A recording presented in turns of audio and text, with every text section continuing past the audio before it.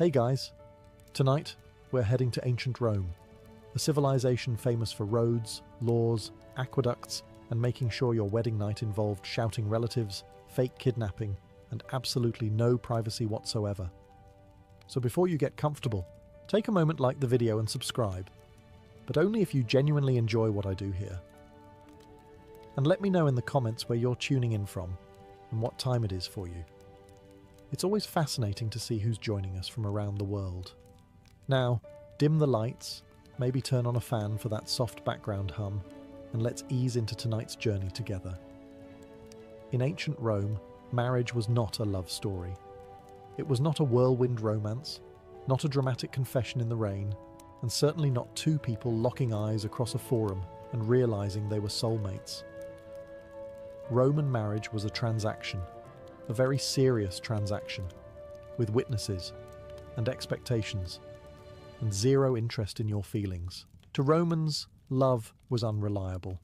Love made people impulsive. Love caused bad decisions, poetry, and occasionally civil wars. None of these were desirable outcomes. What Romans trusted instead were contracts, traditions, and ancestors who had been doing things the same way for centuries and were absolutely not open to feedback. Marriage existed to connect families, secure property, produce legitimate heirs, and keep inheritance disputes from turning into murder. Or worse, lawsuits. Emotional fulfillment ranked somewhere below owning a decent toga on the priority list. If affection happened later, wonderful. If not, well, that is what mistresses were for. Efficient system, morally questionable, very Roman. This is why the wedding night mattered so much. Not because it was romantic, but because it was evidence. Evidence that the bride had officially left one household and entered another. Evidence that the marriage contract had moved from theoretical to painfully real. Evidence that future children would not require awkward explanations. Romans hated ambiguity. They hated uncertainty. They especially hated situations where someone could later say, "Well, actually, the marriage was never fully completed." That kind of sentence caused chaos, inheritance problems, and extremely long arguments involving lawyers who charged by the hour. Metaphorically, of course, because timekeeping was still a mess. So the wedding night was designed to eliminate doubt. It was loud, it was public, it was witnessed by relatives, neighbours, household gods, and probably at least one uncle who refused to leave. Romance did not enter the room. Tradition did, loudly, and sat down without asking. The bride was not marrying for herself. She was marrying for her family's future. The groom was not gaining a partner. He was gaining responsibility, expectations, and a mother who would absolutely judge his performance as a husband within the week. To modern audiences, this feels cold, uncomfortable, slightly horrifying. But to Romans, it was stability. A society obsessed with order could not afford emotional spontaneity. Marriage had to be clear, unquestionable, and impossible to undo without serious consequences. Love could come later. First came duty. And duty, in ancient Rome, did not care how you felt about it. One of the strangest rules of an ancient Roman wedding was that the bride was required to act as though the entire situation was happening against her will, even if she liked the groom, even if she was excited, even if she had spent weeks preparing for this moment. None of that mattered. On the wedding night, enthusiasm was suspicious. Resistance was tradition. Roman society believed that a respectable bride did not eagerly leave her family home. Doing so would suggest impatience, desire, or, worst of all, personal agency. Instead, the bride was expected to cry, protest, and cling to her mother as if she were being dragged away by fate itself, rather than escorted by relatives she had known her entire life. This performance was not optional. A bride who walked calmly toward her new home risked being judged as shameless. A bride who smiled too much invited gossip. The correct emotional setting was dramatic reluctance mixed with theatrical despair. Think less joyful newlywed and more tragic heroine being written out of her own childhood. Guests fully understood this was an act. No one was fooled. Everyone played along anyway, because Roman tradition was not about truth, it was about continuity. This ritual reenacted the ancient belief that marriage originated in abduction. By pretending to resist, the bride symbolically honored her ancestors, reassured her family's honor, and avoided uncomfortable whispers later. The irony, of course, is that the bride's lack of consent was carefully choreographed. She was expected to resist, but not too much. Cry, but not hysterically. Struggle, but never actually escape. Roman weddings were emotional theatre with extremely strict blocking. Meanwhile, the groom stood nearby, pretending not to notice, as if he were not about to take responsibility for this entire situation. His job was to look serious, dignified, and slightly burdened. The expression of a man thinking, "Well, this is my life now." This ritual served a clear purpose. It publicly marked the bride's separation from her childhood household. Once she was pulled away, there was no ambiguity, no soft transition, no lingering attachments. The old life ended dramatically, in front of witnesses, so the new one could begin without question. To modern eyes, this feels unsettling. But to Romans, it was reassuring. A woman who appeared reluctant was respectable. A marriage that looked difficult was legitimate. In ancient Rome, desire was suspicious, resistance was respectable, and pretending you did not want something was the first step toward being considered worthy of it. Once the bride had demonstrated sufficient reluctance, crying, clinging, and generally performing emotional resistance at an acceptable Roman level, it was time for the wedding night to truly begin. And by begin, ancient Rome meant a ritual kidnapping conducted in front of friends, family, neighbors, and anyone else who happened to be nearby and enjoying the chaos.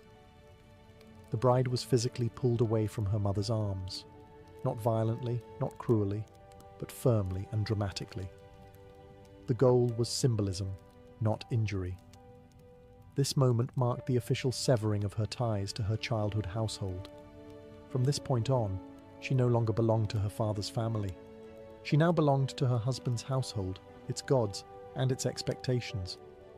Romance was still nowhere in sight. This was not a surprise. Everyone knew it was coming. The bride knew, the groom knew, the guests knew, and yet the ritual required commitment. You could not half-kidnap a bride. That would look unserious. Roman tradition demanded full participation, preferably with enough noise to ensure nearby ancestors were fully aware that a marriage was happening. Guests often cheered during this moment, not out of cruelty, but because cheering was part of the performance. The louder the crowd, the more legitimate the marriage appeared. Silence suggested doubt. Doubt was dangerous. Doubt led to inheritance disputes, and Romans absolutely did not want to deal with that later. The bride's apparent distress served a social purpose. It reassured everyone watching that she had not rushed into marriage out of desire or impatience. She was leaving reluctantly, as a respectable woman should. At the same time, it reassured the groom's family that she was being properly transferred, not casually wandering into their household on her own terms. From a modern perspective, this ritual feels deeply uncomfortable. Watching someone be symbolically dragged away from their home triggers every instinct we have to intervene. But to Romans, this was clarity. This was closure. This was a clean break performed loudly enough that no one could pretend it did not happen. Once the bride was removed, there was no turning back. No private second thoughts. No quiet reconsideration. The ritual kidnapping made the transition final. In ancient Rome, marriage did not begin with consent whispered in private. It began with a public declaration that childhood was over, and nothing declared that more clearly than being carried away while everyone watched. Once the bride had been successfully removed from her family, loudly, publicly, and with appropriate symbolic distress, the wedding night shifted into its next phase, the torchlit procession. This was not a gentle walk. This was not a quiet escort. This was a roaming, shouting, fire-filled parade, designed to make absolutely sure that everyone within earshot knew a marriage had just occurred. The procession moved through the streets at night, led by friends and relatives carrying torches. Fire mattered here. Fire scared away evil spirits, illuminated the bride's transition, and added a dramatic flair that said, "Something irreversible is happening, and we brought flames to prove it." Romans loved symbolism, but they loved spectacle even more. As the group marched, guests shouted jokes, loud ones, obscene ones, jokes so crude that Roman writers later refused to record them, which tells you everything you need to know. This was not poor manners. This was protection. Romans believed laughter and vulgar language confused jealous spirits who might otherwise interfere with fertility or marital success. If an evil force was listening, the idea was to overwhelm it with nonsense until it gave up. This meant the bride's wedding night began with her being escorted through the city, while her relatives yelled things that absolutely should not be repeated in polite company. It was chaotic, it was uncomfortable, it was mandatory, and privacy? Completely absent. Neighbours leaned out of windows, children followed along, strangers joined the noise. The louder the procession, the more legitimate the marriage felt. A quiet wedding night suggested something had gone wrong. Romans trusted volume more than subtlety. The groom walked near the bride, maintaining a respectable distance and an expression that suggested dignity rather than panic. His role was to look solemn and responsible, as if he were not currently being escorted home by a crowd chanting jokes about his future performance as a husband. The procession ended at the groom's house, where the torches cast dramatic shadows over the doorway. This moment marked the bride's official arrival into a new life. From this point forward, she belonged to this household, its traditions, and its gods. To modern eyes, this looks like chaos. But to Romans, it was order, loud order, firelit order. In ancient Rome, marriage was not something you slipped into quietly. It was announced, it was shouted. And it arrived at your door accompanied by flames, laughter, and zero concern for your nerves. By the time the torchlit procession reached the groom's house, Roman guests were just getting warmed up, literally and emotionally. This was not the moment for quiet reflection or respectful silence. This was the moment for obscene wedding songs delivered at full volume, with enthusiasm, creativity, and absolutely no shame. These songs were not optional. They were an expected and essential part of the wedding night. Romans believed that loud, vulgar humour protected the couple from bad luck, jealousy, and supernatural interference. Evil spirits, apparently, were easily offended and easily confused. If you shouted enough inappropriate jokes, they would simply leave out of discomfort. Honestly, relatable. The content of these songs was deliberately crude. Guests mocked the groom's masculinity, made explicit jokes about the bride and groom's future intimacy, and generally said things that would get you banned from modern family gatherings for life. But in Rome, this was not rudeness. This was ritual protection wrapped in peer pressure. The bride, meanwhile, was expected to endure this with modesty. She did not laugh loudly. She did not respond. She certainly did not tell anyone to stop. A respectable Roman bride absorbed the embarrassment quietly, staring at the floor while her relatives loudly discussed her wedding night, like it was a public performance review. The groom was in a similar position. He was mocked openly, teased mercilessly, and reminded that expectations were high. These songs served a social function. They reinforced community norms, publicly acknowledged the sexual side of marriage, and ensured that everyone understood what the marriage was for. Romance was still nowhere on the schedule, and the audience was large. Neighbours listened. Passers-by stopped. Children absolutely heard things they should not have, but would later pretend not to remember. Privacy was not part of the Roman wedding night. It was a communal event with commentary. Eventually, after sufficient noise had been made and enough spirits had been offended into retreat, the guests moved on to the next stage of the ritual. But the songs mattered. They marked the transition from public ceremony to private obligation. They were the last loud reminder that marriage was not just between two people, but between families, ancestors, and society itself. To modern ears, this feels mortifying. To Romans, it was reassuring. A wedding night without obscene songs would have felt incomplete, dangerous, and suspiciously quiet.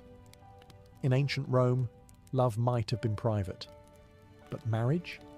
Marriage was announced with jokes so loud even the gods could hear them. After the shouting, the singing, and the public humiliation disguised as tradition, the wedding party finally reached the most deceptively dangerous object of the night: the doorway.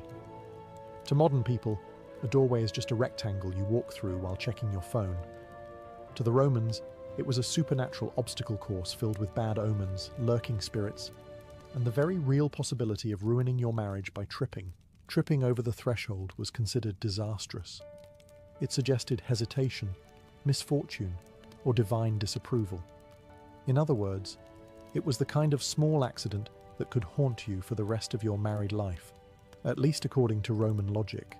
And Roman logic did not care whether the floor was uneven or the bride was exhausted from being dragged through the streets. So the solution was simple: do not let the bride walk inside at all. Instead, the groom lifted her and carried her over the threshold. This had nothing to do with romance. No sweeping gestures, no tender symbolism.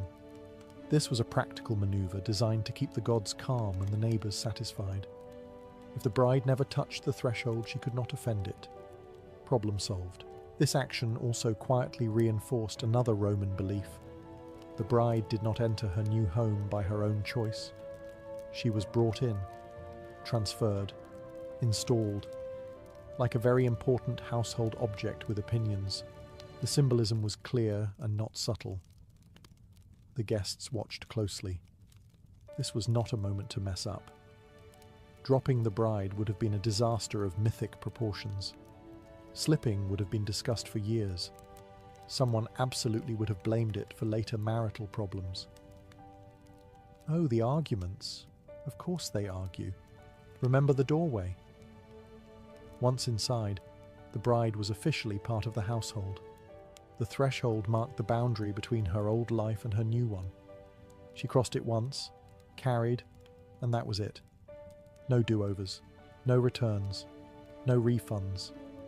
To modern eyes, this feels uncomfortable. To Romans, it was sensible.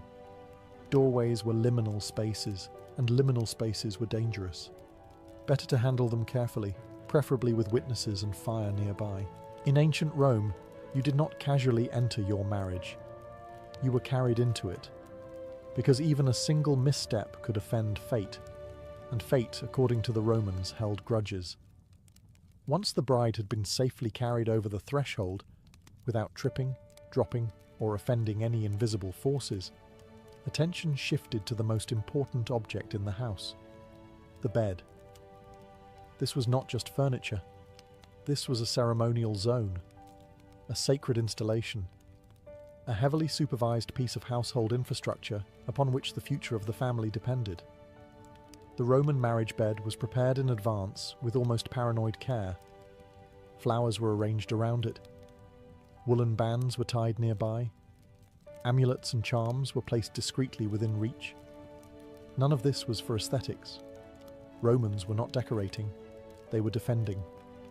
Fertility, prosperity, and domestic harmony were fragile things, and the bed needed every supernatural advantage it could get. The bed itself symbolized continuity. This was where legitimate heirs were expected to be produced, preferably without complications, divine displeasure, or awkward legal disputes later. Everything about the bed communicated seriousness. This was not a place for romance. This was a workplace. The bride was guided toward it carefully, often by female relatives who had opinions and were not shy about sharing them. These women adjusted clothing, offered instructions, and generally ensured that tradition was being followed correctly. The bride did not collapse onto the bed in exhaustion. That would have looked careless. She was placed, positioned, and prepared like someone about to participate in a ritual rather than a private moment. Meanwhile, the groom entered with the confidence expected of a Roman man, regardless of whether that confidence was earned. Roman society assumed he knew what he was doing. This assumption was optimistic at best. But tradition did not allow for hesitation. Hesitation suggested uncertainty. Uncertainty suggested bad omens. Everyone preferred confident ignorance to cautious doubt. The bed was also public in a way modern people would find horrifying. It was discussed openly, joked about earlier, commented on later. It was never just between the couple. It belonged to the household, the family line, and the ancestors watching quietly from wherever Romans believed ancestors watched from. To modern minds, the idea of a sacred, symbol-heavy bed feels intrusive. To Romans, it was reassuring. It meant the marriage was anchored in ritual, protected by tradition, and impossible to misunderstand. In ancient Rome, the wedding bed was not about intimacy. It was about legitimacy. And legitimacy, like everything else in Roman marriage, required witnesses, even when no one was technically in the room. Once the bride was positioned on the sacred bed, surrounded by flowers, wool, expectations, and the collective anxiety of several generations, attention shifted to a very specific piece of clothing: her belt. This was not a fashion accessory. This was a symbolic device loaded with meaning, superstition, and an alarming amount of pressure. The bride wore a woolen belt tied in a special knot associated with strength, fertility, and masculine virtue. The knot itself was often linked to Hercules, a hero famous for power, endurance, and solving problems by applying excessive force. Subtle symbolism was not Rome's strong point. Only the groom was allowed to untie this knot. No assistance, no advice, no second chances. This act symbolized his authority as a husband and his role in continuing the family line. It was less romantic gesture and more ritual confirmation that you are now responsible for everything that follows. This moment mattered. Untying the knot incorrectly, awkwardly, or with visible confusion would not have gone unnoticed, even though technically no one was supposed to be watching. Roman culture had a remarkable ability to know things it was not present for. The knot represented restraint, order, control. Its untying symbolized the official transition from maiden to wife. Once undone, the marriage moved from symbolic to real, from public performance to private obligation. And yet the irony was unavoidable. The groom was expected to perform this task with confidence and authority, regardless of whether he had any experience or understanding of what came next. Roman society assumed competence by default. Reality was expected to catch up later. The bride, meanwhile, was expected to remain passive and modest throughout this moment. She did not assist. She did not comment.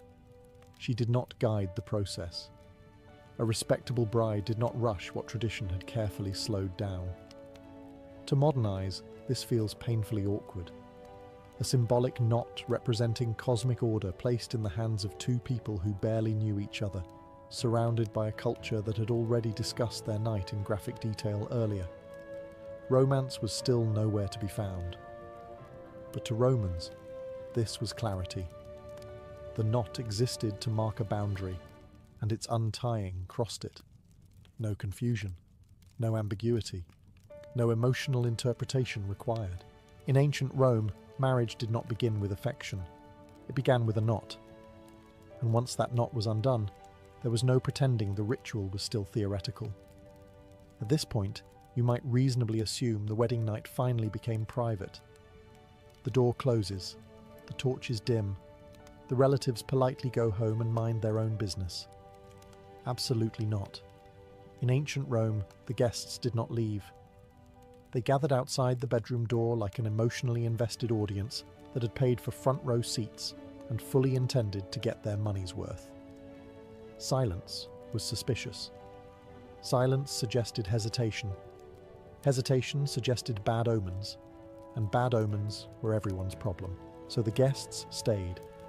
They sang, they shouted, they laughed, they knocked on the door.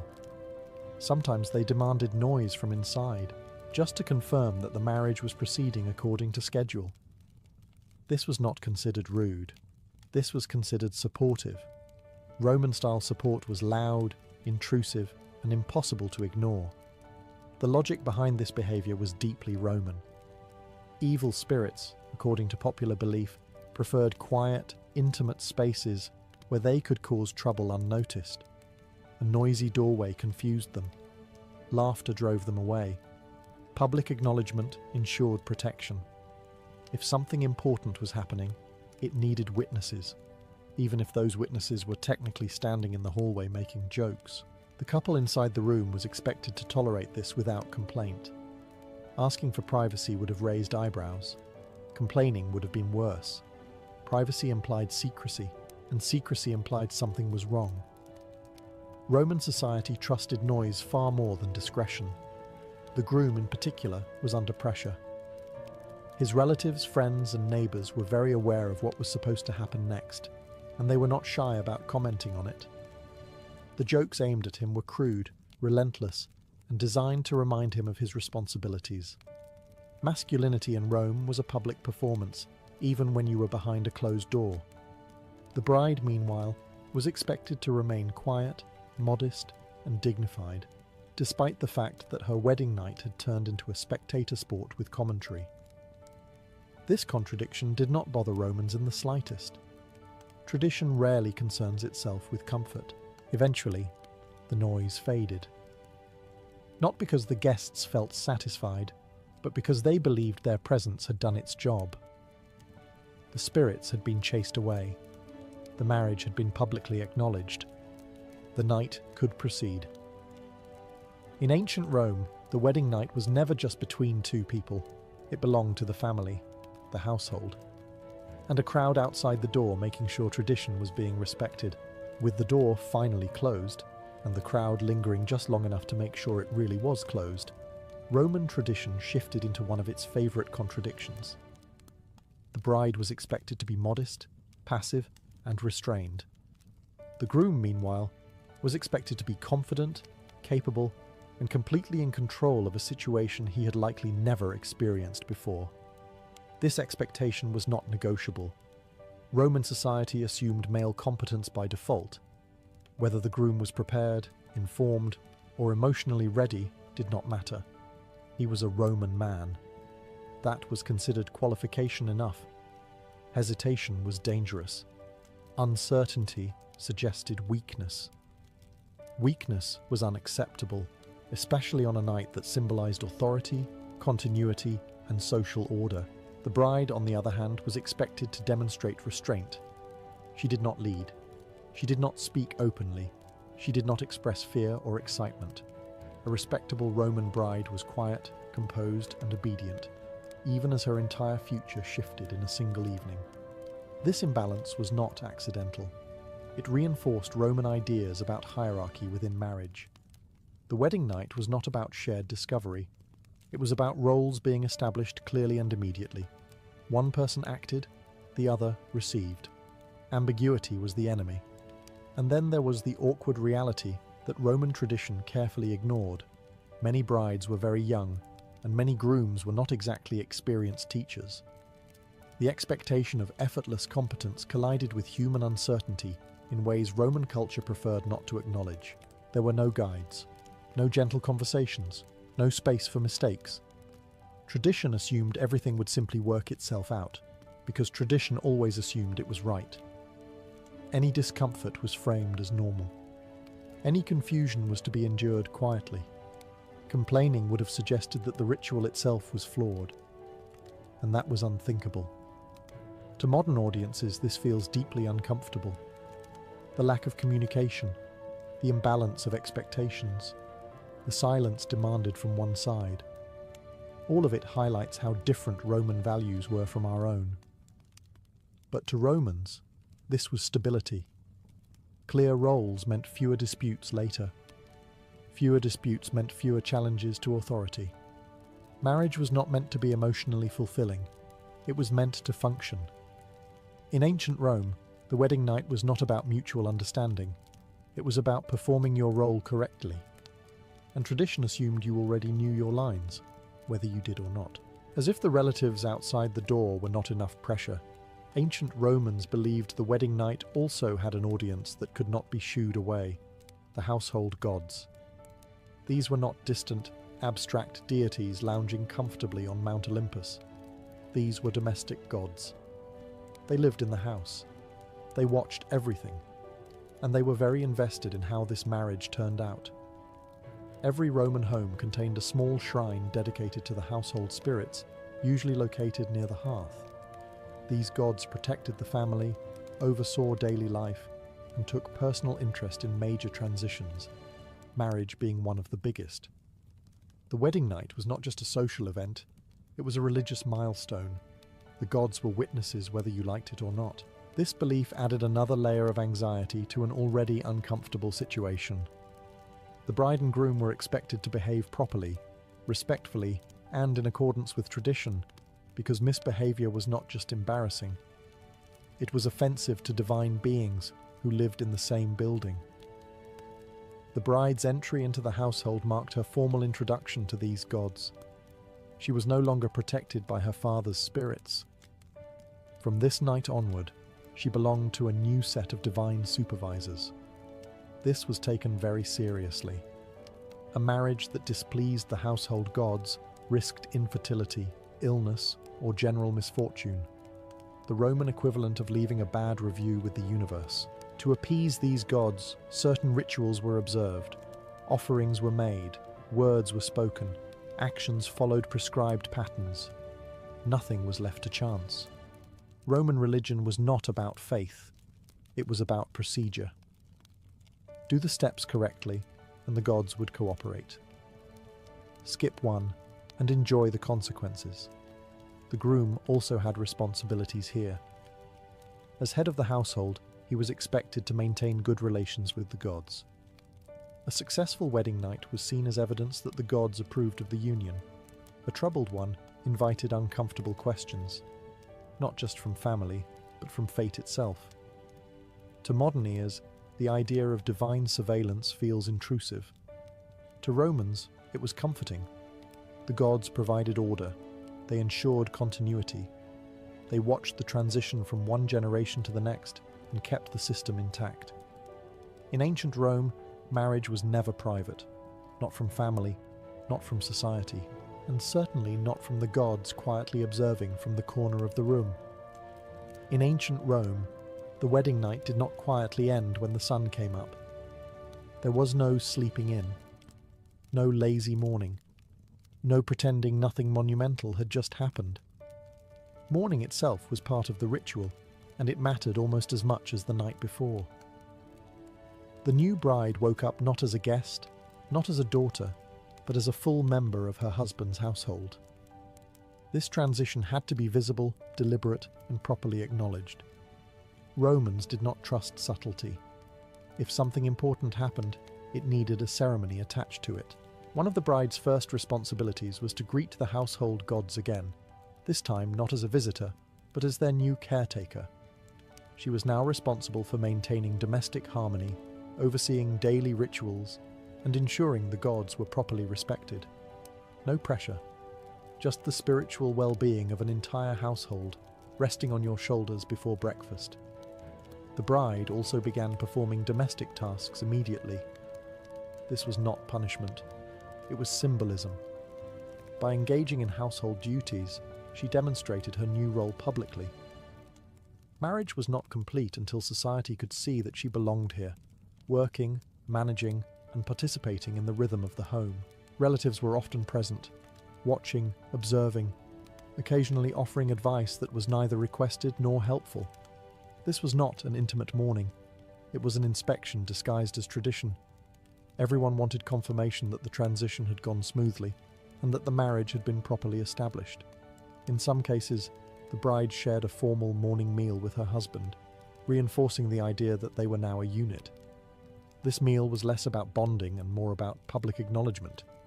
Eating together mattered. It showed order. It showed continuity. It showed that the system was still functioning. The groom, meanwhile, stepped fully into his role as household leader.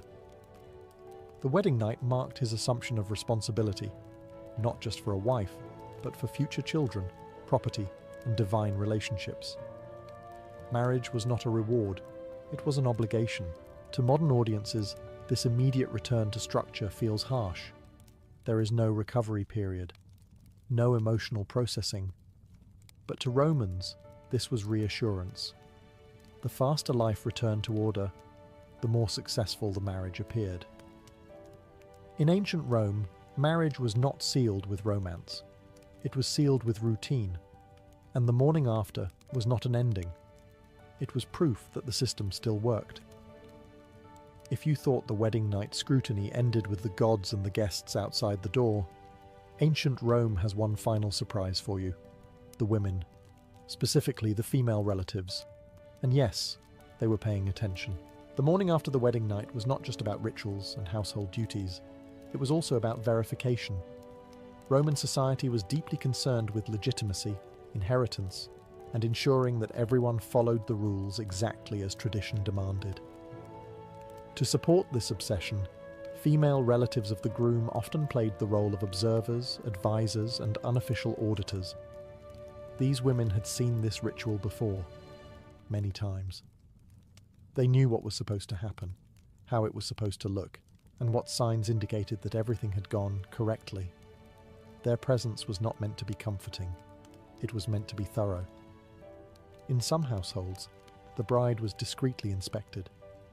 Not aggressively, not cruelly, but undeniably invasively. This inspection served as confirmation that the marriage had been properly consummated. Romans did not trust private declarations. They trusted physical evidence and witnesses. Romance did not factor into the equation. This might sound shocking, but to Romans it was simply practical. Marriage created legal consequences, property rights, inheritance claims, questions that could destabilize families if left unanswered. Better to be awkward for a moment than to risk chaos later. The bride, meanwhile, was expected to endure this quietly. Complaining would have suggested impropriety. Embarrassment was irrelevant. Dignity was secondary to order. A respectable Roman woman accepted scrutiny as part of her role. The groom's female relatives also offered advice. Unsolicited advice. Advice that was deeply personal and delivered with complete confidence.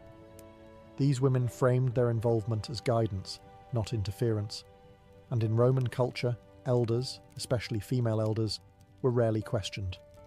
To modern audiences, this feels intrusive and unnecessary. To Romans, it was reassurance. The marriage had crossed every required threshold. The transition was complete. The system was intact. After this moment, the bride's status changed permanently. She was no longer an outsider. She was now accountable to her husband's family, their traditions, and their expectations. In ancient Rome, privacy was not a right, it was a luxury. And on your wedding night, it was the first thing tradition took away, carefully, publicly, and with witnesses who absolutely remembered everything. After the rituals, the inspections, the shouting relatives, the watchful gods, and the symbolic everything, Roman society finally reached a quiet conclusion. Love was optional, not forbidden, not discouraged, just unnecessary at the beginning. In ancient Rome, marriage was not designed to satisfy emotional needs. It was designed to function. If affection developed over time, that was a pleasant side effect. If it did not, the system continued without concern. Stability mattered more than happiness. Order mattered more than chemistry. This explains why Romans did not panic if a couple seemed distant or awkward after the wedding night. That was normal, expected even. Familiarity would come later, after routines settled in and roles became predictable. Romance was something you earned accidentally, not something you planned for. Roman writers were perfectly comfortable acknowledging this. Love poems existed, of course, but they were rarely directed at spouses. Passion was often described as disruptive, irrational, and socially inconvenient. Marriage was meant to be calm, predictable, boring, in the most respectable way possible. If you wanted excitement, Roman culture provided plenty of alternatives that existed very conveniently outside the marriage contract. This was not hypocrisy in Roman eyes, it was compartmentalization. Marriage handled lineage and legality. Everything else went somewhere else. The wedding night, then, was never meant to spark passion. It was meant to establish a framework, a beginning marked by ritual, not emotion. Once the framework was in place, the couple could decide how to exist within it, politely, dutifully, or with carefully managed affection. To modern viewers, this feels bleak. We are trained to see marriage as the culmination of love. Romans saw it as the starting point of responsibility. Different priorities produce different rituals, and in that context, the strange wedding night makes sense. The noise, the crowd, the symbols, all of it served to drown out uncertainty. Love was unpredictable. Tradition was reliable. In ancient Rome, marriage did not promise happiness. It promised structure.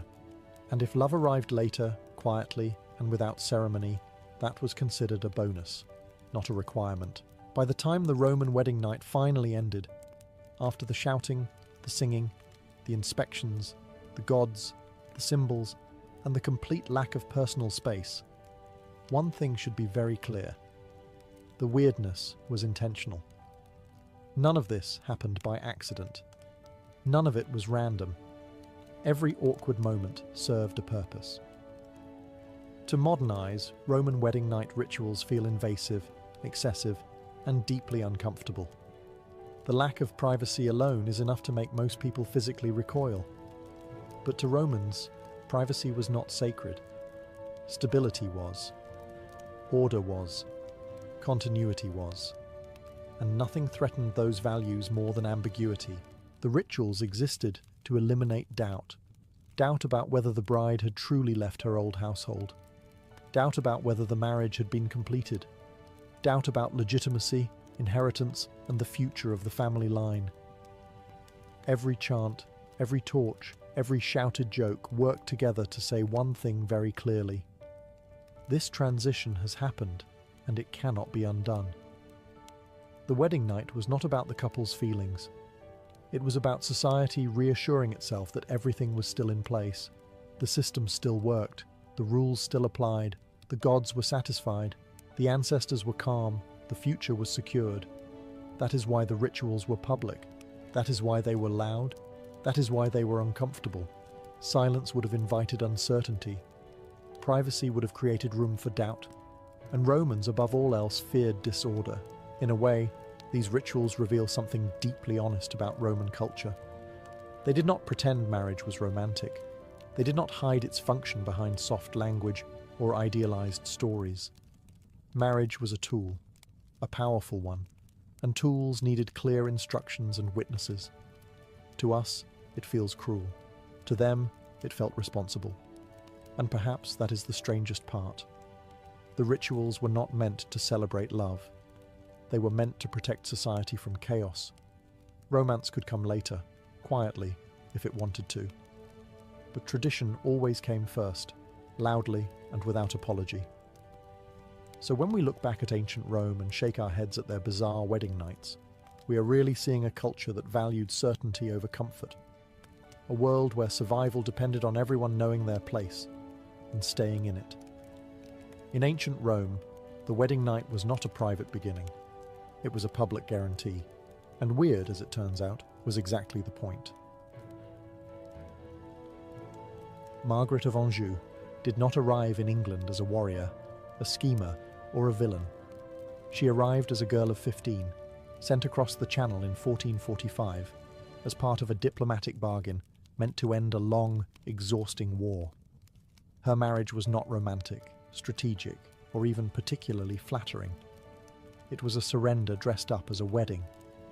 England gave up territory in France, received no dowry, and gained a teenage queen whose value, at least on paper, was her obedience.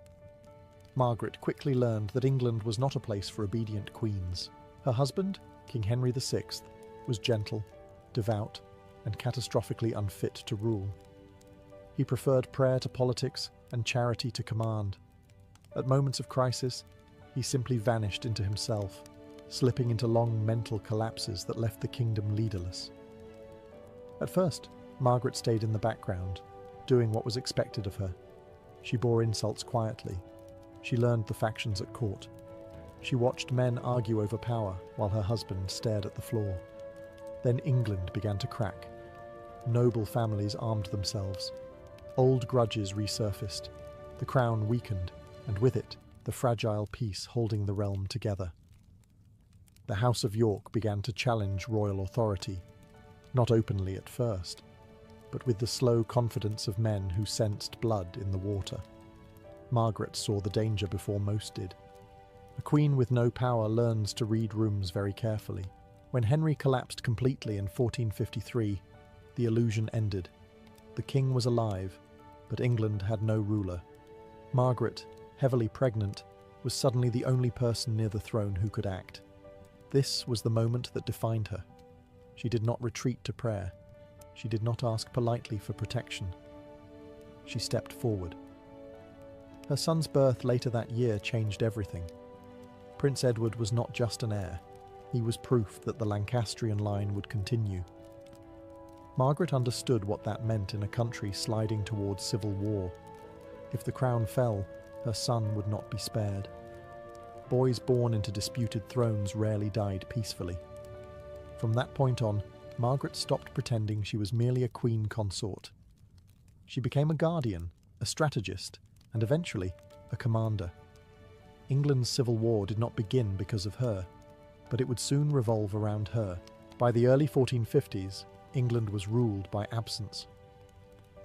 Henry VI still wore the crown, but his mind drifted far from the business of kingship.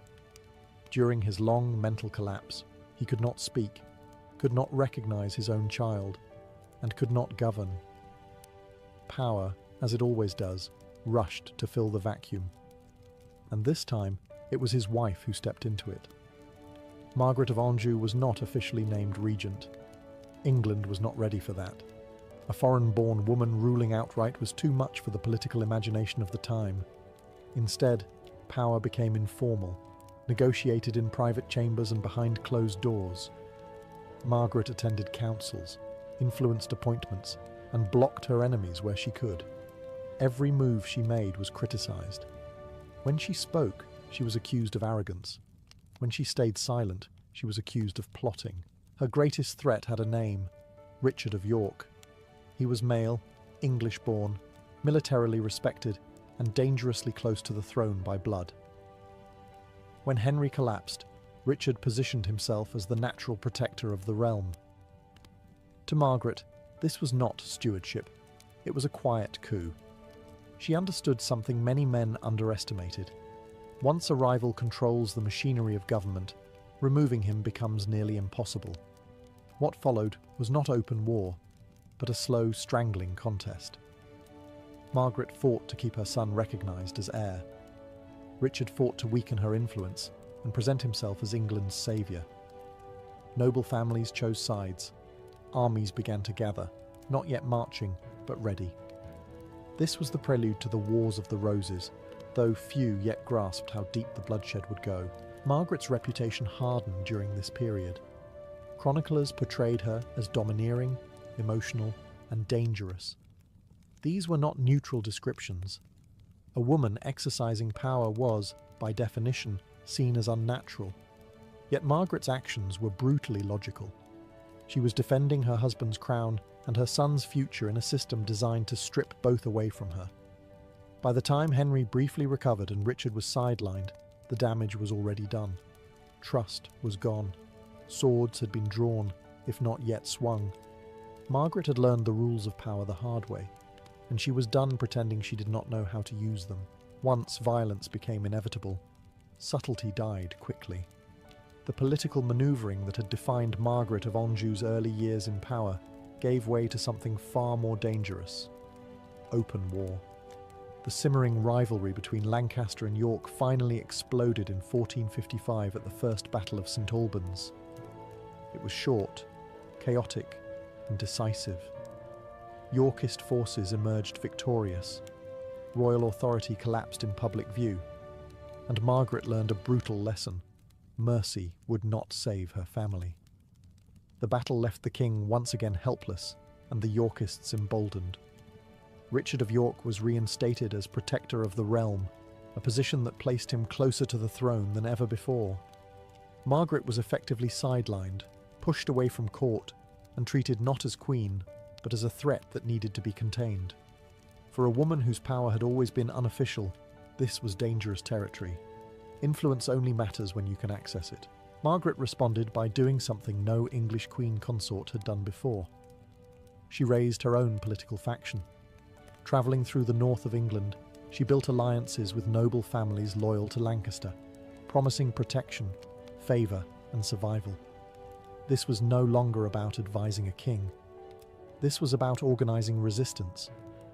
Her court became mobile, her household a command centre. Chroniclers later mocked her for this, calling her reckless and unfeminine. What they meant was effective. By 1460, England was no longer pretending it was at peace.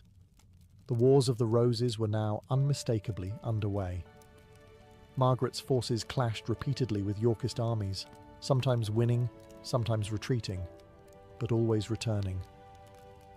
She personally oversaw troop movements, negotiated funding, and coordinated strategy. While she did not fight with a sword, she was present, directing, deciding who lived and who was sacrificed for the cause.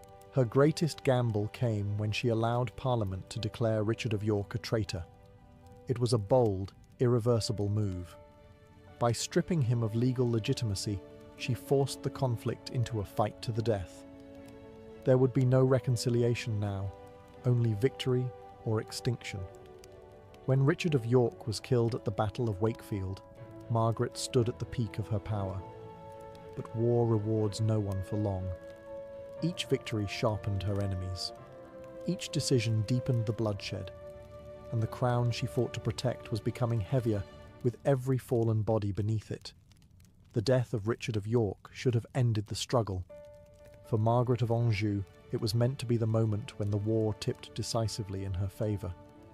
The Yorkist claimant lay dead, his ambitions buried with him after the Battle of Wakefield. Margaret had removed her most dangerous rival. But history rarely rewards clean victories.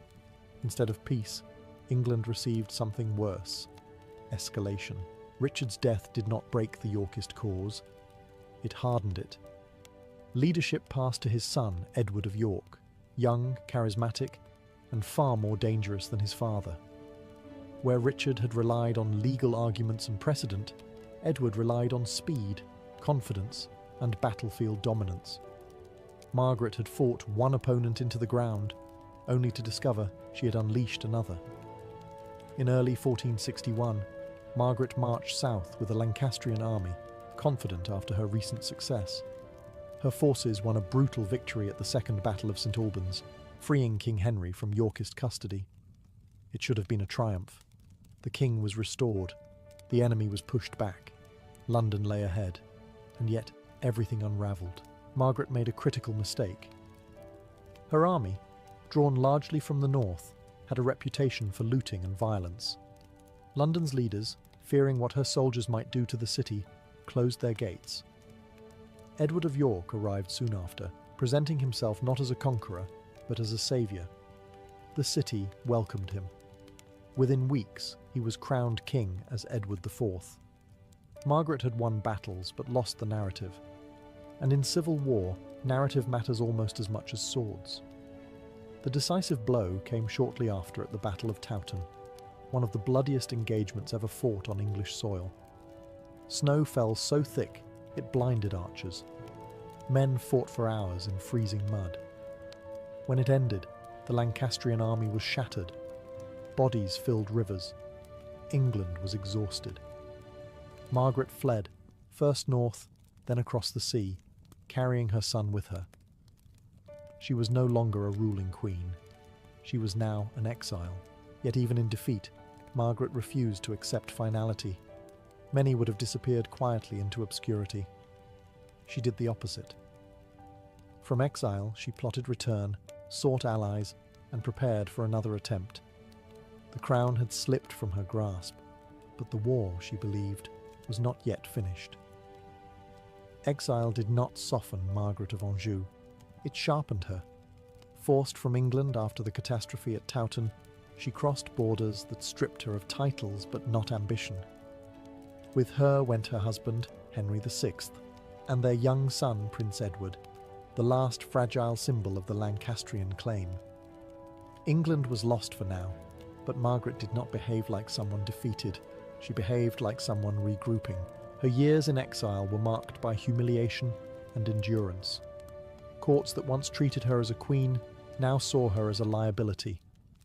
She moved between Scotland, France, and sympathetic noble households, constantly negotiating for protection and money. The irony was bitter. She had once commanded armies.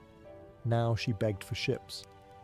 Yet even here, Margaret proved difficult to erase. She remained politically useful, and she knew it. France became her most important refuge. Though her family connections were strained and her homeland unstable, she leveraged every remaining tie she had. She bargained her future on one thing: her son. Prince Edward was not just her child, he was her weapon. As long as he lived, the Lancastrian cause could not be declared dead. Every negotiation, every plea for support, centred on him. Margaret was no longer fighting for a crown she wore, but for one she hoped her son might claim. Meanwhile, England continued to bleed without her. Edward IV ruled confidently, but his grip was not as secure as it appeared. Old loyalties simmered beneath the surface. Nobles shifted sides. Discontent brewed quietly. Margaret watched all of this from afar, waiting. Exile teaches patience, especially when impatience has already cost you everything. Her chance came unexpectedly. The Earl of Warwick, once Edward's greatest supporter, turned against him in a spectacular political reversal. Suddenly, the impossible became plausible again. Margaret, the exile, found herself negotiating with former enemies.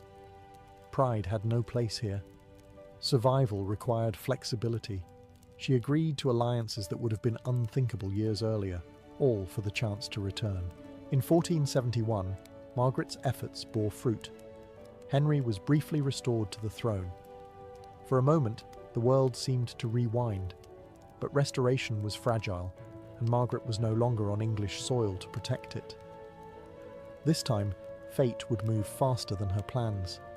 The restoration of Henry VI in 1471 was fragile from the moment it began. It existed on paper more than in reality, propped up by shifting alliances and exhausted loyalties. Margaret of Anjou, the architect of this unlikely return, was not even present in England when it happened. Delayed by storms at sea, she arrived too late to control events that demanded immediate force, while Henry sat passively on the throne once more. Power lay elsewhere. Edward IV had not accepted defeat. He returned swiftly from exile with experienced troops, money, and momentum. The country that had briefly welcomed Henry's restoration now hesitated. No one wanted another prolonged war. Margaret's return should have unified the Lancastrian cause. Instead, it exposed its weakness. The decisive confrontation came at the Battle of Tewkesbury. Margaret was present this time, watching the fate of her family play out on the battlefield. Her army was smaller, less disciplined, and outmaneuvered. The Yorkists crushed the Lancastrian forces with brutal efficiency. There was no heroic reversal, no last-minute miracle. It was slaughter. The true devastation came after the fighting ended. Margaret's son, Prince Edward, was captured and killed. Whether he died in battle or was executed afterward mattered little. The result was the same. The Lancastrian line was extinguished. The future Margaret had spent decades fighting to protect vanished in a single day. Few moments in medieval politics were so absolute. Shortly after, Henry VI died in captivity in the Tower of London, almost certainly murdered. With his death, the war effectively ended. Margaret was captured alive. For the first time in her adult life, there was no cause left to defend, no army to raise, no crown to reclaim. She had lost everything she had fought for. Edward IV showed her mercy of a calculated kind. She was not executed. Instead, she was held prisoner for several years, a living reminder of a war now over.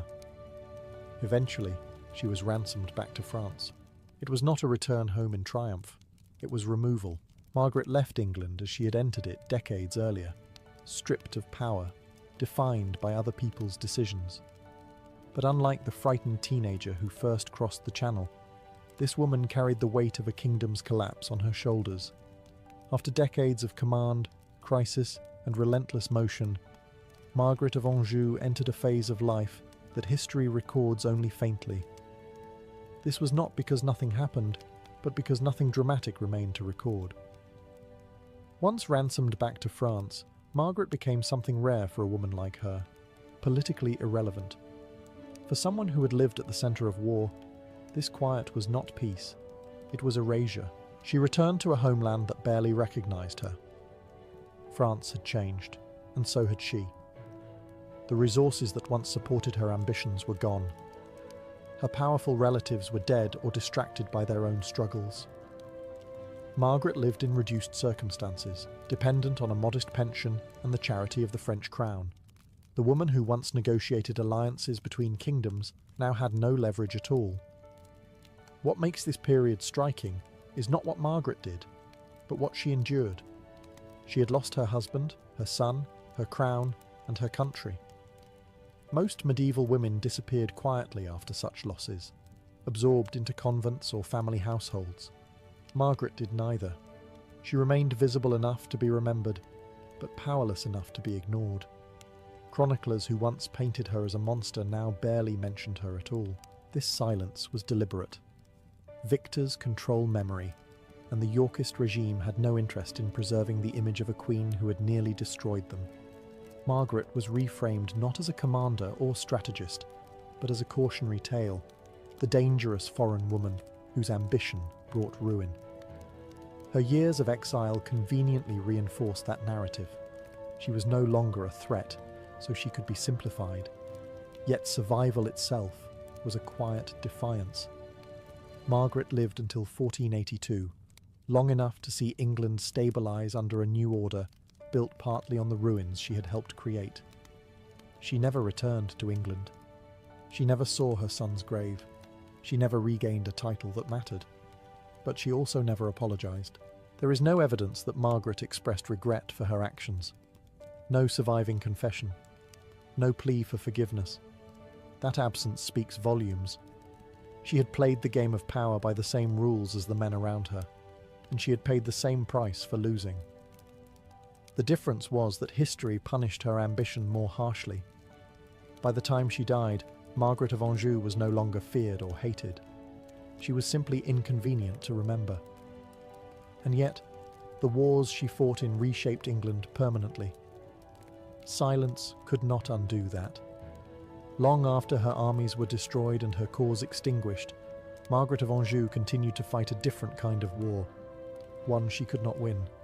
This battle was over memory, and in that arena she was defenceless. Medieval chroniclers did not struggle to explain civil war. They struggled to explain female power. Margaret solved that problem for them. She was cast as the cause rather than the participant, the spark rather than the fuel. England's decades of instability were folded neatly into her personality. Foreign, emotional, domineering, unnatural. The men who armed the kingdom, betrayed allies, and butchered rivals faded into complexity. Margaret became the villain who made it all happen. This narrative hardened quickly. Writers accused her of cruelty, ambition, and bloodlust, often exaggerating or inventing scenes to make their point. She was described as shouting orders, humiliating enemies, and reveling in executions. These images survived not because they were accurate, but because they were useful. They explained chaos without questioning the system that produced it. What is striking is how selective this moral outrage was. Male nobles who switched sides repeatedly were called pragmatic. Kings who plunged England into war were called unfortunate. A queen who refused to surrender her son's inheritance was called monstrous. Margaret did not behave unusually for a political leader of her time. She behaved unusually for a woman. Later generations inherited these judgments uncritically. Plays and poems reduced her to a caricature. a screaming harridan haunting battlefields and courts. Even centuries later, her name was shorthand for disorder. It was easier to remember her as a warning than to confront the uncomfortable truth that England's civil war was driven by structural failure, not one woman's will. Modern historians have been less forgiving of that simplification. When stripped of myth, Margaret emerges not as a destabilizer, but as a responder to crisis. She acted because no one else would. She fought because surrender meant annihilation. Her mistakes were real, but they were shared by nearly every man who led armies in the same war. History rarely asks whether a woman in power had better options. It asks why she dared to have power at all. Margaret of Anjou became infamous, not because she failed, but because she tried. And in a medieval world that preferred obedient queens, that attempt was unforgivable. When Margaret of Anjou died in 1482, there was no ceremony worthy of a queen who had once commanded armies and bent kingdoms around her will. She passed quietly in France, far from the land that had consumed her life. England barely noticed. And yet, her shadow lingered longer than many crowned kings. Margaret's true legacy is not found in victories or defeats, but in what she represented. She was one of the first queens in English history to exercise power openly and relentlessly during a civil war. Not as a regent in name, not as a symbolic figurehead, but as a decision-maker. She negotiated alliances, raised armies, and made ruthless choices under pressure. That alone placed her outside the boundaries medieval society had drawn for women. The tragedy of Margaret's life is not that she failed, but that success was never a stable option. Every path available to her carried catastrophe. If she remained passive, her husband would be replaced and her son eliminated. If she acted, she became the embodiment of disorder. Power punished her either way. She chose action. The England that emerged after the Wars of the Roses was shaped by the conflict she fought in: stronger monarchy, reduced noble independence, a deeper fear of civil war. Later rulers learned from the chaos she helped expose. Even the Tudor dynasty, which benefited from the war's aftermath, ruled a country transformed by decades of bloodshed. Margaret did not win the crown for her son, but she helped end an era where weak kings could drift without consequence. In that sense, she was not simply a losing side in history's ledger. She was part of the mechanism that forced change. Civil wars do not have heroes, but they do have catalysts. Margaret was one of them. What remains striking is her refusal to disappear when history demanded it. She did not fade gracefully. She did not retreat into silence when power slipped away. She endured exile, imprisonment, and loss without renouncing her cause. That endurance unsettles traditional narratives more than her battles ever did. Margaret of Anjou is often remembered as a warning. She should be remembered as a case study in survival under impossible conditions. She was not England's downfall. She was a woman who refused to let a broken system quietly destroy her family. And for that defiance, history made her unforgettable, even when it tried not to. The Wars of the Roses did not begin with banners raised or armies marching. They began quietly, inside a kingdom already exhausted. England in the mid-15th century was not stable enough to survive a weak ruler, and unfortunately for everyone involved, that was exactly what it had. At the centre of the collapse stood Henry VI, a man who inherited a crown, but not the temperament to wear it. Henry was gentle, deeply religious, and painfully indecisive. These qualities might have suited a monk. For a medieval king, they were disastrous. England was still reeling from the slow collapse of its territories in France, wars that had drained the treasury and humiliated the nobility. Soldiers returned home unpaid. Merchants suffered from instability. Law and order weakened as powerful lords began enforcing their own version of justice. The king, meanwhile, prayed. As Henry retreated from authority, power began to leak outward. Great noble families filled the vacuum, each convinced that they, not the crown, were the true guardians of England. Rivalries hardened. Private armies grew. Loyalty became conditional. The crown was no longer a symbol of unity, but a prize waiting to be claimed. The most dangerous consequence of Henry's weakness was uncertainty. No one knew who truly ruled. During the king's periods of mental collapse, England effectively had no monarch at all. Councils argued. Regents were appointed and undermined. Every decision sparked resentment. Into this chaos stepped Richard of York, a powerful noble with royal blood and the confidence to use it. He did not declare himself king. He did something more threatening. He presented himself as necessary. What followed was not rebellion, but positioning. Noble families chose sides quietly. Old grudges resurfaced under new justifications. The royal court became a battlefield of whispers and alliances. The symbols of war were already visible before the first sword was drawn. Coats of arms replaced trust. Kinship was weighed against opportunity. England was not yet at war with itself, but it was no longer whole. The monarchy had lost its authority, and once that happened, violence was only a matter of timing. The Wars of the Roses were not caused by ambition alone. They were born from a kingdom that could no longer hold itself together. Once authority fractured, lineage became weaponized. In theory, the English crown followed a clear line of succession.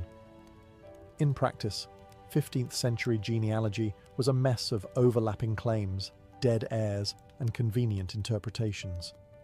The houses of Lancaster and York were not outsiders fighting the throne. They were family, and that made the conflict far more dangerous. Both sides descended from Edward III, whose many sons had produced too many legitimate claimants for a single crown. The Lancastrian kings ruled through Henry VI, descended from Edward's third son. The Yorkists traced their claim through both the second and fourth sons, which, on paper, gave them a stronger hereditary argument.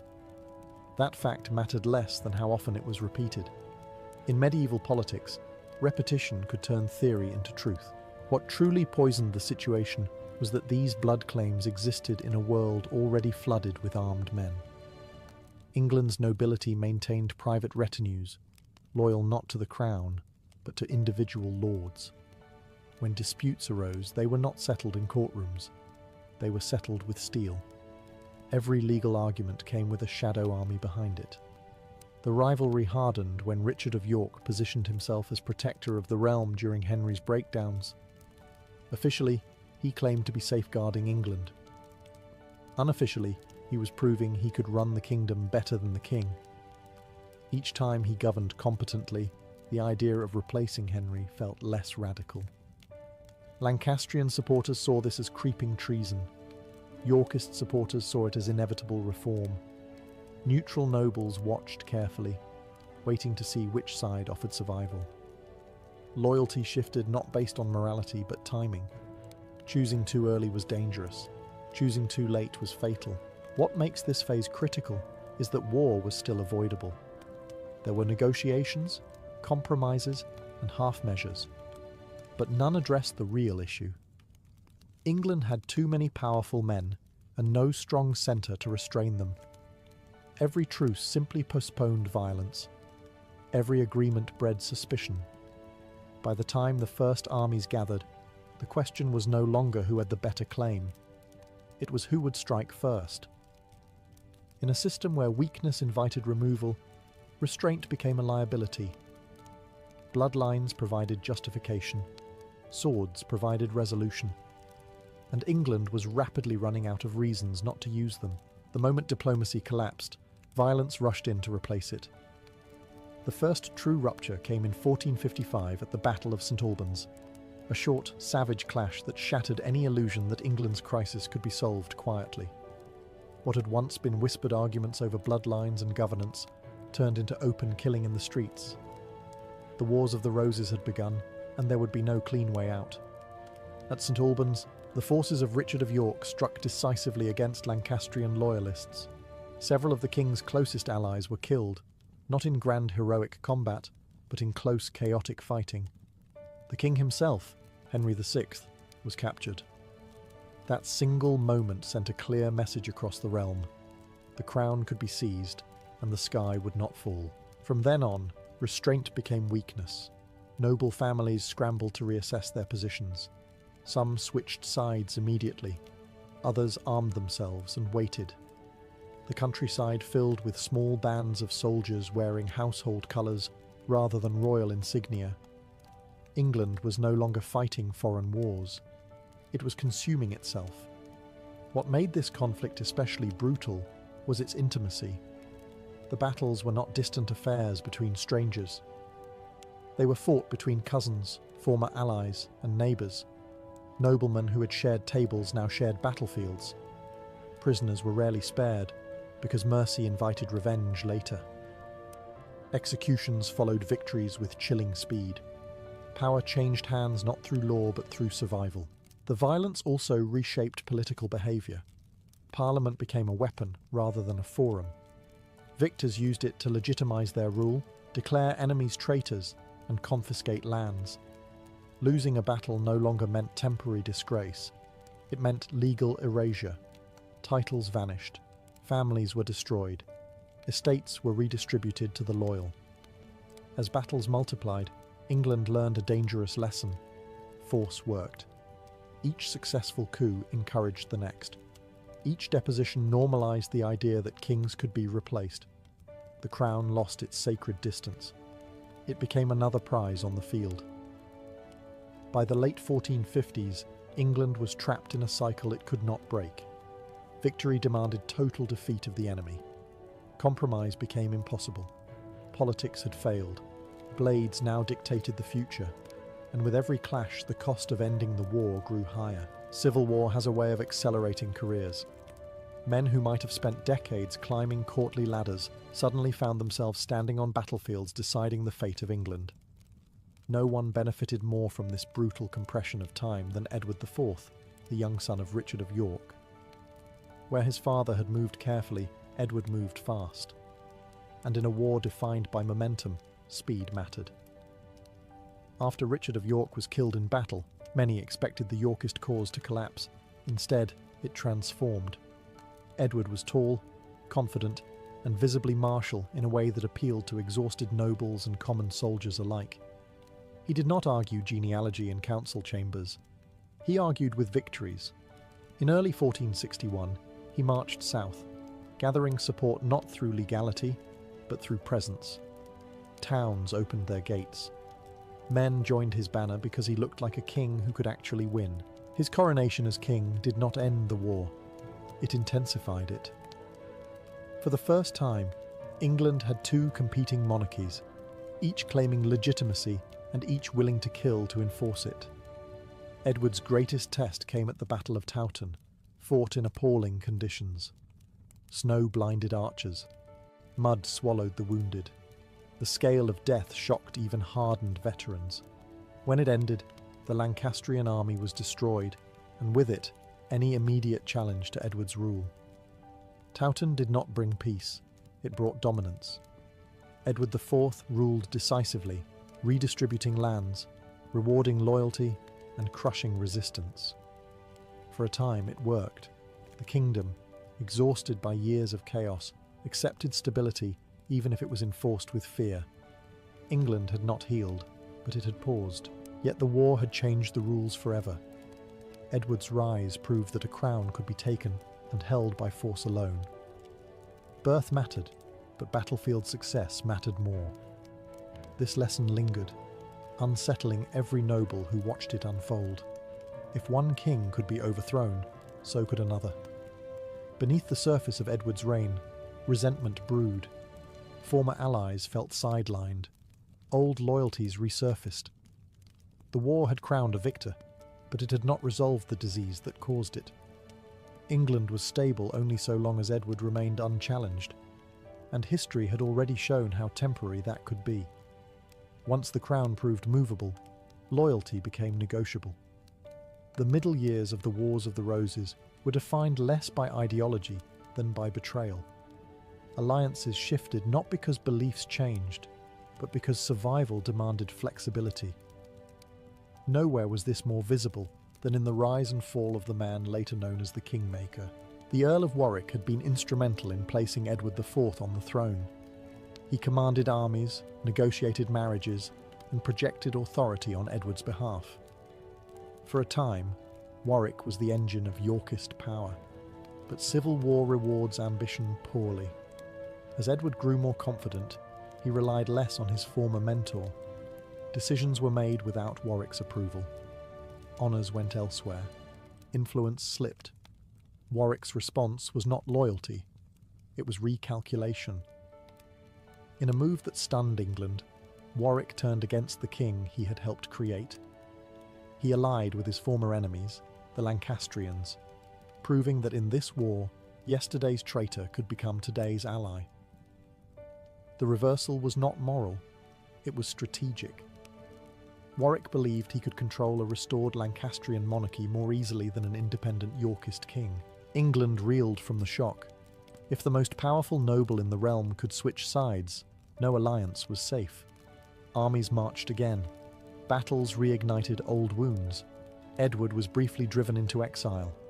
In an extraordinary reversal, Henry VI was restored to the throne, not through strength, but because others moved him there like a political prop.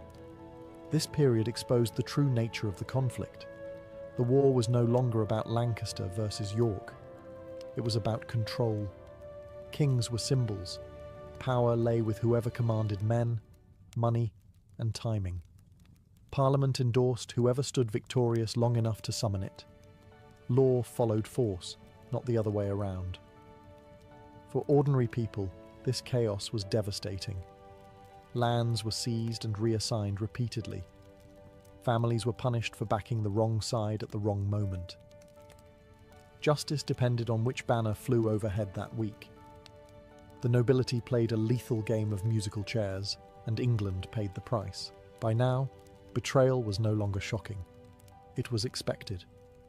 The only real question left was who would betray whom next, and whether England could survive another reversal. By the early 1470s, the Wars of the Roses had reached a dangerous stage.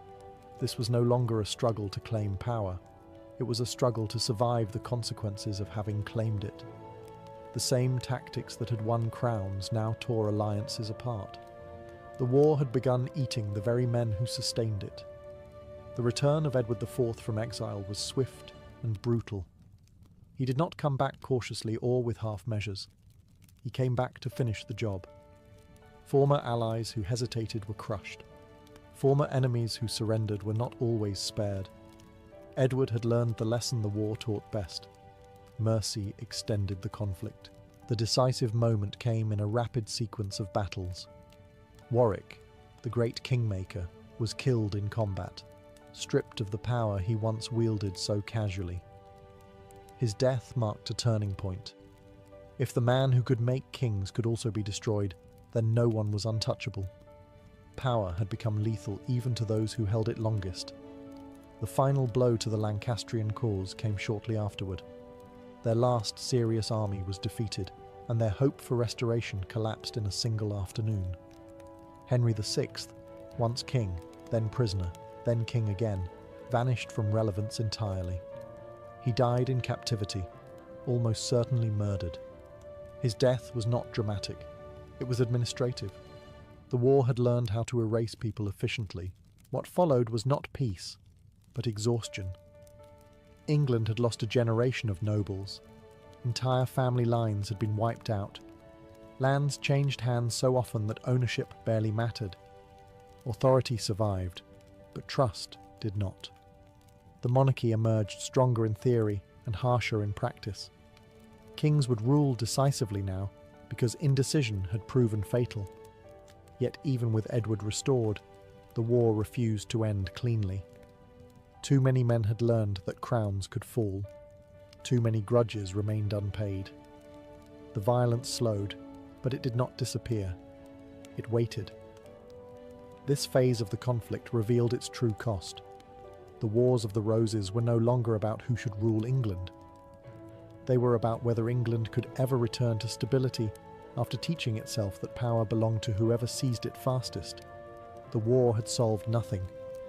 It had only changed who survived long enough to write the rules. By the late 1470s, England was quieter, but not healed.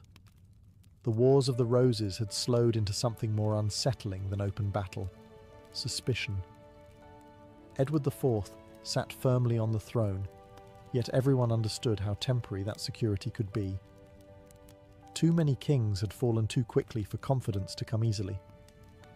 Edward ruled with greater authority than any monarch since the war began.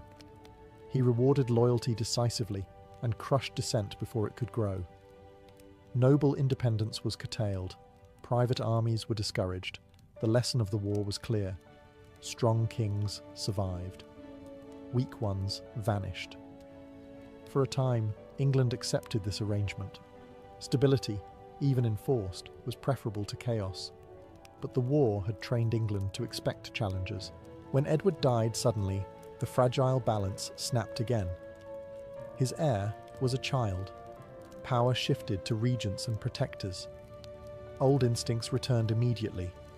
The crown once again looked vulnerable, and vulnerability invited ambition. Within months, the boy king disappeared from history, and Richard III took the throne. The justification was legal. The result was familiar. Richard's reign was short, tense, and shadowed by doubt. He ruled competently, but legitimacy haunted him. In a kingdom trained by decades of civil war, perception mattered as much as law. Every rumour carried weight. Every alternative claimant felt plausible simply because replacement had become normal. Into this uncertainty stepped a new figure, Henry Tudor. His claim to the throne was weak, tangled, and laughable on paper. In any other century, it would have gone nowhere. But this was post-war England. Bloodlines mattered less than momentum. Henry promised an end to the cycle. More importantly, he offered exhausted nobles a chance to stop choosing sides every decade. Support gathered slowly, not out of passion, but fatigue. Men who had survived the wars wanted finality. They did not need Henry to be perfect. They needed him to end the killing. As Henry landed in England, the war's final phase took shape. It was no longer Lancaster versus York. It was exhaustion versus uncertainty. England stood at a crossroads, shaped by 30 years of betrayal and bloodshed, waiting to see whether the crown would fall one last time or finally stay put. By 1485, England had reached the limit of its tolerance for uncertainty. 3 decades of shifting crowns had trained the kingdom to expect collapse, yet desperately crave finality. The last act of the Wars of the Roses would not be long, but it would be decisive. It centered on 2 men who understood exactly what was at stake. On one side stood Richard III, a hardened veteran of civil war. He had grown up surrounded by betrayal and bloodshed and ruled with a clear understanding of how fragile power could be. Richard was not incompetent nor universally hated. He governed firmly, attempted legal reforms, and projected strength. But legitimacy clung to him poorly. Rumours about the disappearance of his nephews followed him everywhere, whether fair or not. In a kingdom shaped by suspicion, doubt was fatal. Opposing him was Henry Tudor, an unlikely challenger, whose claim to the throne was weak by dynastic standards. What Henry lacked in pedigree, he compensated for in timing. He positioned himself not as a conqueror, but as an ending. His promise was simple: stop the war, end the cycle, marry rival bloodlines, and give England a rest. Their confrontation came at the Battle of Bosworth Field. Unlike earlier clashes, this was not a chaotic sprawl of shifting loyalties. It was focused, tense, and final. Richard fought aggressively, even recklessly, leading a direct charge toward Henry himself. For a moment, it nearly worked. History balanced on a knife's edge. Then, alliances shifted one last time. Key nobles withheld support at the critical moment. Richard was isolated, surrounded, killed on the battlefield. His death was not ceremonial or negotiated. It was abrupt and violent, fitting for a war that had consumed kings without mercy. With Richard's fall, the cycle finally broke. Henry Tudor was crowned as Henry VII, not because he was the strongest claimant, but because he was the last one standing. The crown passed not through purity of blood, but through exhaustion of alternatives. Bosworth did not simply decide a king, it ended a habit. England had spent 30 years learning that rulers could be replaced by force. Now it learned something new, that endless replacement led only to ruin. The battlefield where Richard fell marked the moment England chose closure over chaos, even if that closure came at the point of a sword. When the Wars of the Roses finally ended, England did not celebrate. It exhaled. 30 years of dynastic violence had not produced a clear moral victory, only a profound lesson in what civil war costs. The kingdom that emerged after Bosworth was quieter, but deeply changed, shaped by loss rather than triumph. The most immediate consequence was the destruction of the old nobility. Entire family lines had been wiped out on battlefields or executed after defeats. Titles vanished. Estates were confiscated and reassigned repeatedly until loyalty became inseparable from survival. This thinning of the aristocracy weakened the power of great lords permanently. England would never again tolerate a nobility strong enough to challenge the crown so openly. From this devastation rose a new kind of monarchy. Henry VII ruled cautiously, not because he was timid, but because he understood the danger of instability. He avoided unnecessary wars, controlled noble power tightly, and treated rebellion as a disease to be eliminated early. The crown became less theatrical and more administrative. Kingship shifted from personal dominance to institutional control. The war also left a psychological scar. England had learned that kings could be deposed, imprisoned, and killed. The idea of sacred monarchy had been shattered. Future rulers governed with that knowledge always in mind. Authority would be enforced more carefully now, backed by law, finance, and surveillance, rather than personal charisma alone. For ordinary people, the wars had been catastrophic. Crops were destroyed, towns pillaged, and justice distorted by shifting allegiances. The conflict had rarely been about ideology for them. It was about whose soldiers were passing through this year. Peace, when it finally came, was welcomed not as victory, but as relief. Perhaps the most lasting legacy was cultural. The Wars of the Roses became a warning baked into English identity. Writers, chroniclers, and later dramatists treated the period as a descent into madness, where ambition ran unchecked and loyalty meant nothing. It became a story England told itself about what happens when power fractures. The wars ended in 1487, but their consequences echoed for centuries. They reshaped monarchy, destroyed old elites, and taught England to fear internal division more than foreign threats. The country survived, but only by abandoning the illusion that blood alone could guarantee stability. In the end, the Wars of the Roses were not about who deserved the crown. They were about how fragile a kingdom becomes when everyone thinks they do. Medieval queenship did not begin with marriage. It began with spectacle. A woman was not truly a queen until the realm saw her become one. Coronation was the moment when a bride crossed into power, and it was designed to be unforgettable. Bells rang, clergy processed, nobles watched closely, and the Queen was transformed in full view of the political elite. This was not decoration, it was authorization. A Queen's coronation echoed the King's in structure, though never in scale. She was anointed with holy oil, crowned and seated beside the King, marking her as chosen not only by marriage but by God. The ritual mattered because medieval authority was fragile. Power needed visible reinforcement. Without a coronation, a queen's position was weaker, her influence easier to challenge, and her legitimacy open to doubt. This is why some queens fought fiercely to be crowned quickly. Delay created vulnerability. A crowned queen could issue charters, hold lands in her own right, and act as a legal partner to the king. An uncrowned queen was merely a wife with a title. The difference was enormous. Ceremony translated into leverage. The coronation also taught the Queen her role. She processed slowly, dressed in specific colours, surrounded by clergy and noblewomen. Every movement was choreographed. She learned where she could stand, when she could speak, and how she was meant to be seen. Queenship was as much about restraint as authority. Power was permitted only when expressed correctly. Importantly, the ceremony sent a message to the nobility. The queen was now part of the machinery of rule. She could intercede, influence appointments, and serve as a bridge between factions. Ignoring her was no longer polite distance. It was political risk.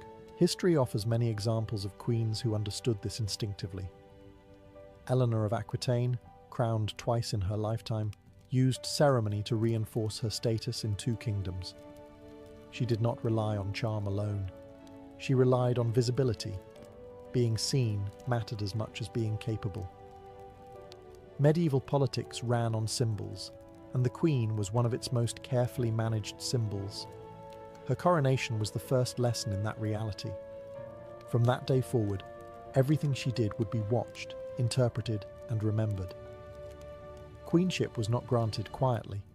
It was announced loudly, so that no one could later pretend it did not exist.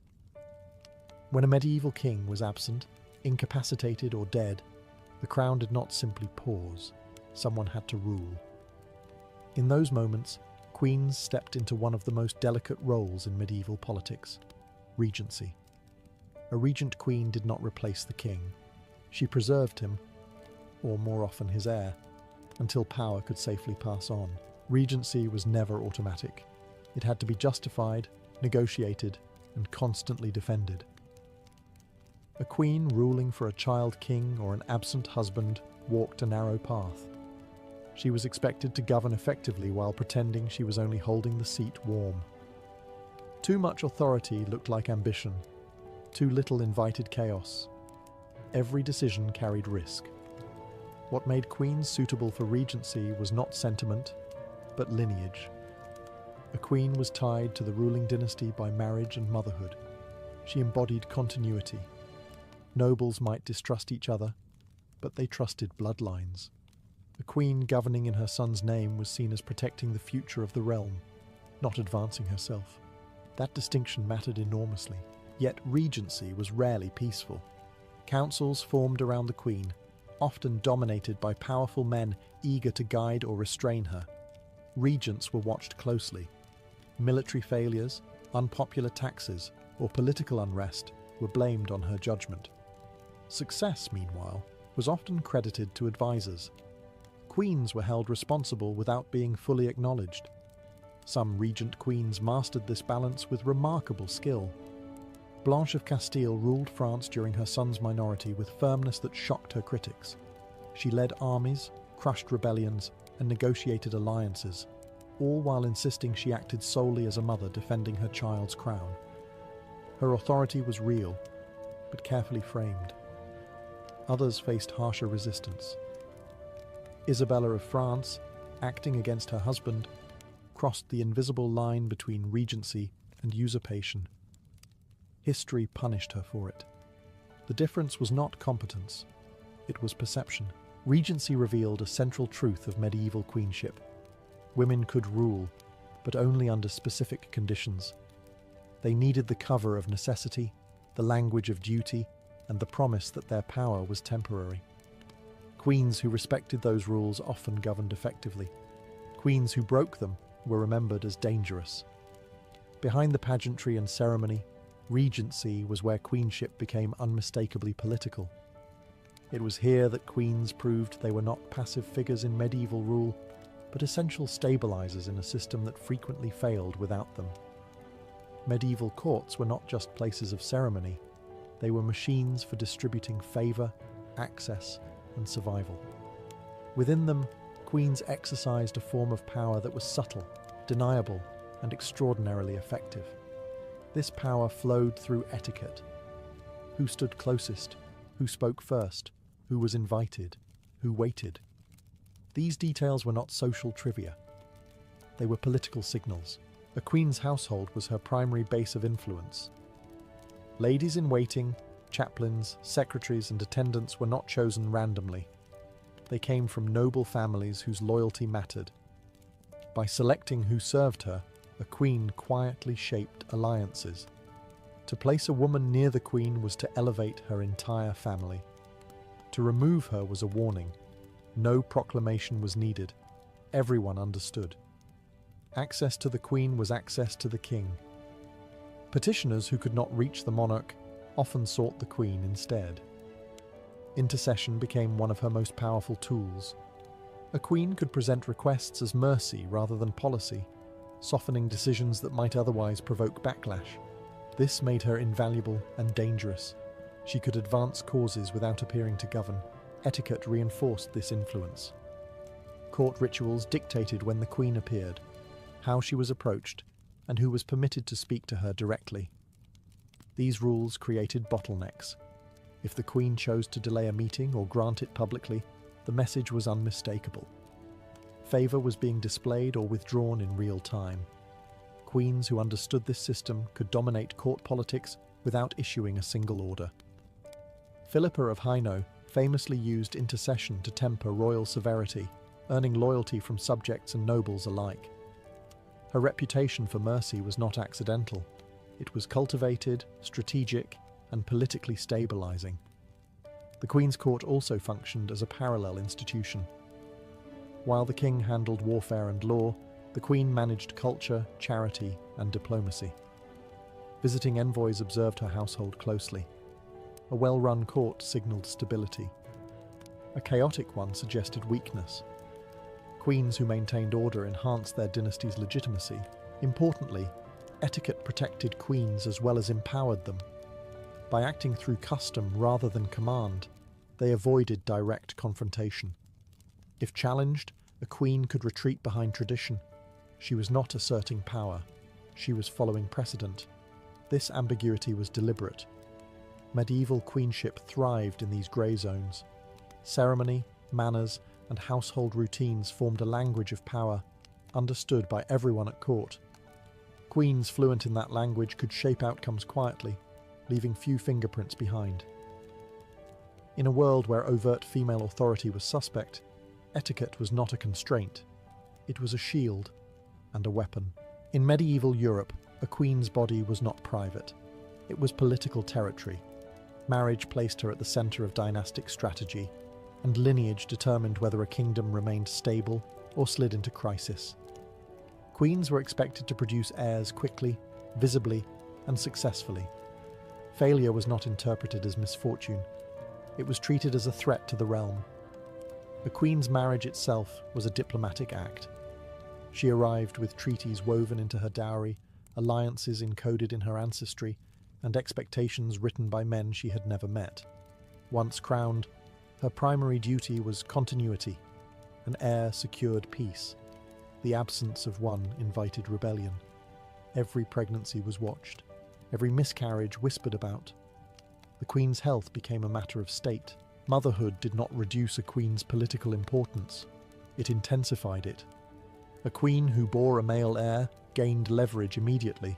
She became the guardian of the future, a living guarantee that the dynasty would continue. This status protected her influence and, in some cases, allowed her to act decisively in moments of crisis. A childless queen, by contrast, stood on unstable ground. Her value could be questioned. Her position could be replaced. This pressure shaped behaviour at court. Queens cultivated religious devotion publicly, commissioning prayers for fertility and safe childbirth. They distributed alms, patronised saints associated with motherhood, and framed their pregnancies as divine events. These acts were not superstition alone. They were political communication. A fertile queen signalled divine favour.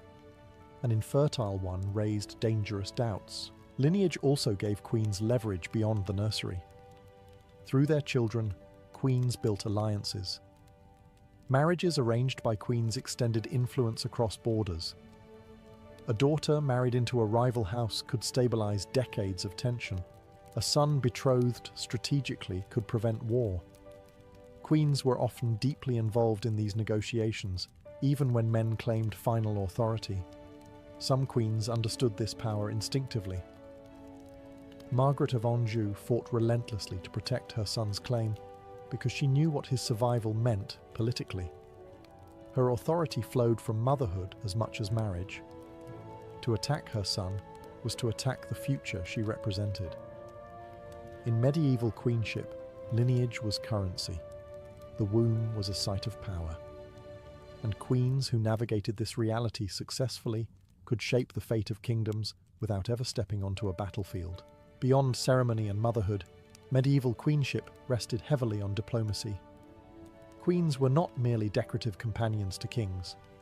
They were living bridges between courts. Born into foreign dynasties, raised in multilingual environments, and trained in etiquette from childhood, queens were uniquely suited to manage relationships that kings often complicated with pride or threat. A queen's foreign origin, so often criticized, was actually an advantage.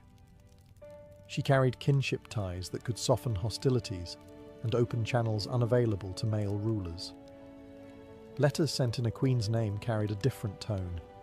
They invoked family, obligation, and shared blood rather than dominance. In an age where insult could spark war, this mattered enormously.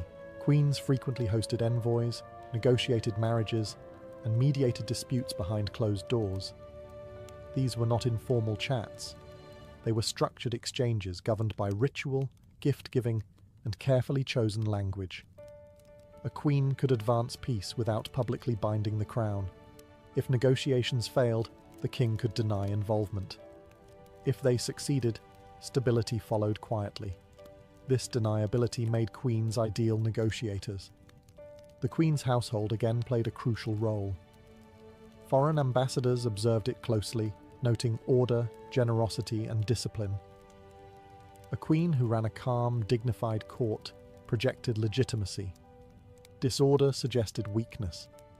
Queens who understood this curated their image carefully, knowing reputation travelled faster than armies. Some queens became legendary for their diplomatic skill. Eleanor of Aquitaine moved effortlessly between courts, cultures, and political systems, using charm, intelligence, and lineage to influence outcomes across Europe. Her power did not rely on decrees, it relied on presence. People listened to her because she represented continuity between rival worlds. Queens also acted as internal diplomats. They mediated between hostile nobles, soothed offended families, and repaired alliances damaged by royal decisions. When a king needed to retreat without losing face, the queen often provided the excuse. Mercy granted at her request looked humane rather than weak. This diplomatic role required restraint. Queens who spoke too boldly risked accusations of manipulation. Those who remained too quiet lost relevance. Success lay in balance. The most effective queens made others feel heard while steering outcomes subtly in their favour. In a medieval world obsessed with honour, queens operated in the margins where honour bent. They persuaded where kings commanded. They softened where crowns hardened. And while treaties bore male signatures, many of them were shaped first in the queen's chamber, through conversations history rarely recorded, but deeply felt. If coronations granted queens legitimacy, and diplomacy gave them reach, patronage gave them permanence. Medieval queens built power slowly through piety, charity, and cultural sponsorship, arenas where female authority was not only accepted, but expected. This was not soft power in the modern sense. It was structural. Queens were major patrons of religious institutions. They founded monasteries, endowed churches, commissioned altarpieces, and supported clerical careers. These acts signaled devotion, but they also created networks of obligation. A convent funded by the Queen prayed for her family, supported her political interests, and reinforced her reputation as divinely favoured. In a deeply religious society, moral authority translated into political insulation. Piety also protected queens from criticism. A visibly devout queen was harder to accuse of ambition or corruption. Her actions could be framed as service rather than strategy. This did not mean queens were naive. It meant they understood optics. Public prayer, pilgrimages, and almsgiving were carefully staged reminders that the queen stood on the side of God and order. Patronage extended beyond religion. Queens sponsored artists, chroniclers, poets, and scholars. The stories told at court mattered. Chronicles shaped memory. Songs reinforced loyalty. A queen who controlled cultural output influenced how her reign and her dynasty would be remembered. Silence could erase enemies. Praise could elevate allies. Charity was another key tool. Queens distributed food during famines, ransomed captives, and intervened on behalf of the poor. These acts were highly visible and widely reported. They created goodwill beyond the court, anchoring the monarchy to the everyday lives of subjects. When unrest threatened, a beloved queen could calm it more effectively than soldiers. Some queens used this authority decisively. Matilda of Scotland cultivated a reputation for learning and generosity that stabilized her husband's rule and softened opposition. Her moral standing gave her political weight without formal command. Importantly, patronage outlived queens themselves. Foundations continued to pray for them. Endowments carried their names forward. Memory became infrastructure. Even queens who lost political battles often won the long game of remembrance through institutions that survived them. In medieval queenship, power did not always mean issuing orders. Sometimes it meant shaping the moral landscape in which orders were obeyed. Patronage allowed queens to root their authority in faith, culture, and care, forces that endured when armies failed and alliances shifted. Medieval queenship was never tested more severely than during crisis. War, invasion, rebellion, or the collapse of royal authority forced queens into roles far beyond ceremony. In these moments, tradition bent or broke, and queens were judged not by etiquette, but by results. Survival itself became a political act. When kings marched to war or were captured, queens often became the most stable authority left behind. They organized defenses, raised funds, secured loyalty, and maintained order in fracturing realms. This was not theoretical leadership. It involved issuing commands, managing fortifications, and negotiating with hostile forces. The language of queenship shifted from intercession to command, even if chronicles tried to soften it afterward. War also exposed queens to extreme vulnerability. Captured queens were powerful hostages. Their treatment sent messages to allies and enemies alike. A queen imprisoned harshly signaled total victory. A queen treated honorably suggested restraint or negotiation. Either way, her body and status became tools of warfare. Some queens demonstrated remarkable resilience under these pressures. Blanche of Castile governed during open rebellion and foreign invasion, refusing to yield authority even when threatened directly. Her ability to project calm and control prevented fragmentation at moments when the crown could easily have collapsed. Others faced captivity. Queens taken prisoner had to navigate humiliation without surrendering legitimacy. Silence could be dignified. Defiance could be dangerous. Every gesture was calculated. Even in confinement, queens remained symbols. Their survival mattered because it preserved continuity. Killing a queen risked martyrdom and backlash. Crisis also sharpened public scrutiny. Decisions made during war were remembered far longer than years of stability. A queen who failed to act decisively could be blamed for defeat. One who acted forcefully could be accused of overstepping her role. There was no safe path, only necessary ones. What emerges from these moments is the reality that medieval queenship was elastic. It expanded under pressure. Queens who survived crises often emerged with enhanced authority, even if unofficial. Those who did not were rewritten as warnings rather than leaders. In war and captivity, queenship shed its gentler disguises. What remained was endurance, the ability to hold authority together when everything else failed. These moments reveal medieval queens not as passive figures swept along by events, but as anchors in political storms, expected to endure whether history rewarded them or not. For all the influence medieval queens could wield, their power was never secure.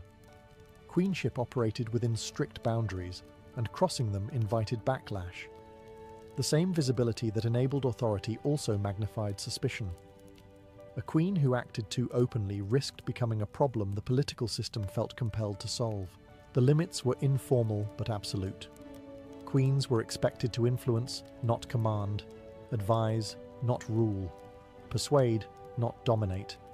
When they stayed within these lines, their power was tolerated. When they crossed them, even briefly, the reaction was swift. Chroniclers sharpened their pens, nobles hardened their resistance. Mistakes that would be forgiven in kings became evidence of moral failure in queens. This backlash was not about competence. It was about discomfort. Medieval politics accepted female power only when it was framed as necessary, temporary, or maternal. A queen acting decisively during crisis might be praised. The same queen acting decisively during stability was accused of ambition. Context determined legitimacy more than outcomes. Visibility made this worse. Queens lived publicly. Their words were repeated. Their gestures were interpreted. Silence could be read as plotting, speech as manipulation. Queens rarely had the luxury of neutrality. Once influential, they were watched constantly, and watchfulness bred resentment. This is why queens often relied on intermediaries. Advisors spoke for them. Councils executed their wishes. Orders were delivered indirectly. Plausible deniability was survival. When something succeeded, it could be attributed to consensus. When it failed, the queen could retreat behind custom. This was not weakness, it was adaptation. Some queens paid heavily when this balance collapsed. Isabella of France crossed from influence into overt political action, and was remembered less for stabilizing a failing realm than for violating expectations. Her effectiveness did not save her reputation. The narrative demanded punishment. Others learned to disappear at the right moment. Retreat could preserve legacy. Withdrawal was sometimes the most powerful move available. Queens who recognized when to step back often survived politically longer than those who pressed their advantage. The price of queenship was constant self-surveillance. Every act required calculation. Power was possible, but never free. The system allowed queens to rule, but only if they accepted that legitimacy could evaporate overnight. Understanding these limits is essential to understanding medieval queenship. Queens were not powerless. They were constrained. And within those constraints, the most successful ones learned when to act, when to vanish, and when to let others believe the decision was never theirs at all. By the end of the Middle Ages, queenship was no longer an anomaly to be explained away. It was a functioning part of how monarchy operated. Queens were not temporary substitutes or decorative figures orbiting real power. They were embedded into the political system itself, expected to stabilize, mediate, and endure where kings often could not. What makes medieval queenship so enduring is that it relied on structure rather than permission.